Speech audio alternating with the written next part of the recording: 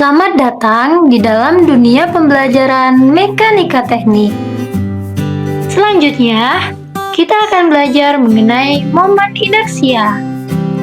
Inersia adalah kecenderungan suatu benda untuk mempertahankan gerakan semulanya, atau sifat benda yang cenderung mempertahankan sikap awalnya. Misalkan, benda diam. Jika tidak diganggu oleh gaya luar, maka benda tersebut akan tetap diam. Atau sebaliknya, jika benda bergerak, jika tidak diganggu gerakannya, maka benda tersebut akan terus bergerak. Inersia pada benda dipengaruhi oleh massa benda itu sendiri. Semakin besar massa benda, maka inersianya akan semakin besar. Contohnya, ketika ada dua buah benda yang sama jenis dengan massa yang berbeda, benda yang massanya lebih besar akan lebih susah untuk didorong dibandingkan dengan benda yang massanya lebih kecil. Oleh karena itu, benda yang lebih besar ini memiliki ukuran kemalasan yang lebih besar untuk mengubah gerakannya. Semakin besar massa benda, maka inersianya akan lebih besar. Massa inersia dan momen inersia merupakan dua hal yang berbeda. Massa inersia adalah ukuran kemalasan suatu benda untuk mengubah keadaan gerak translasinya karena pengaruh gaya. Sedangkan momen inersia adalah ukuran kemalasan suatu benda untuk mengubah gerak rotasinya karena pengaruh gaya. Pada momen inersia, selain massa, faktor yang mempengaruhi momen inersia yaitu R, yang merupakan jarak benda terhadap porosnya. Contohnya, pada saat kita bermain yoyo, gerakan pada yoyo yaitu pemain berusaha untuk memutar yoyo selama mungkin, sehingga dapat menampilkan berbagai macam trik. Jika kita perhatikan, saat melepaskan benang dan yoyonya akan terlempar, lalu apakah yoyo itu akan berhenti berputar ketika benang itu lepas dari yoyo? Jawabannya adalah tidak, karena yoyo akan berusaha untuk terus berputar atau berada dalam kondisi inersianya, sehingga yoyo cenderung berputar walaupun talinya sudah dilepas. Ini adalah contoh dari gerak rotasi.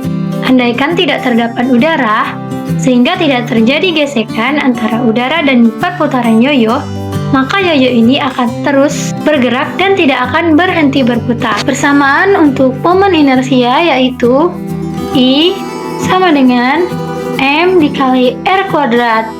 M yaitu massa dengan satuan kilogram, dan R yaitu jarak terhadap poros atau jari-jari dengan satuan meter. Ini adalah persamaan untuk momen inersia pada satu partikel. Lalu, bagaimana dengan momen inersia pada benda tegar yang tersusun dari banyak partikel? Maka persamaannya yaitu I sama dengan M dikali R kuadrat 1 ditambah M dikali R kuadrat 2 dan seterusnya. Atau dengan kata lain, I sama dengan sigma M R kuadrat, yaitu untuk semua partikel penyusun benda tegarnya. Momen inersia memiliki banyak bentuk. Dapat kita tampilkan sebagai berikut. Dari setiap benda yang ada di bawah memiliki penurunan rumus masing-masing. Selanjutnya, kita akan belajar mengenai hubungan momen gaya atau torsi dan momen inersia.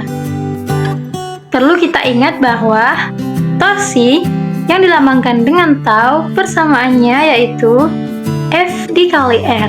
Sedangkan momen inersia yang dilambangkan dengan I persamaannya yaitu I sama dengan M dikali R kuadrat.